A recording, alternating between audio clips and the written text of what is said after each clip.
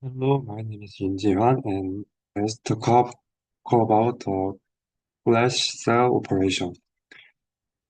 The cell has three main operations: write, erase, and read. First, let's look about the write operation. The writing means injecting electrons into the floating gate to shift the cell from state 1 to state 0.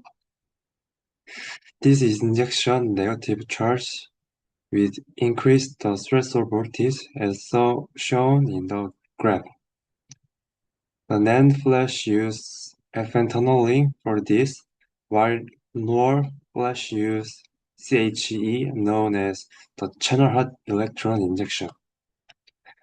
NAND cannot use CHE injection because the voltage cannot be applied to each individual transistor drain. The second is B, the shows erase operation. Erasing is the opposite process. The write the electron out of the floating gate to return to state 1. This lowers the threshold voltage back to its initial low state.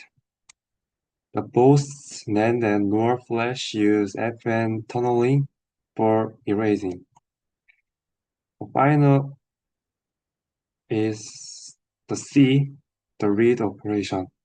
To read data, we apply the reference voltage, the VR, to the control gate.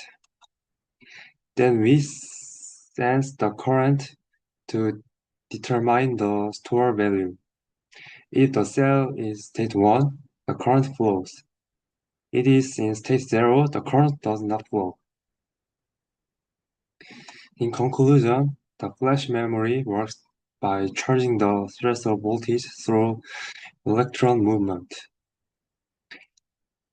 Lastly, we must consider the retention, which in data loss over time, and the endurance, which is the degradation caused by repeat the cycle. Thanks to listening.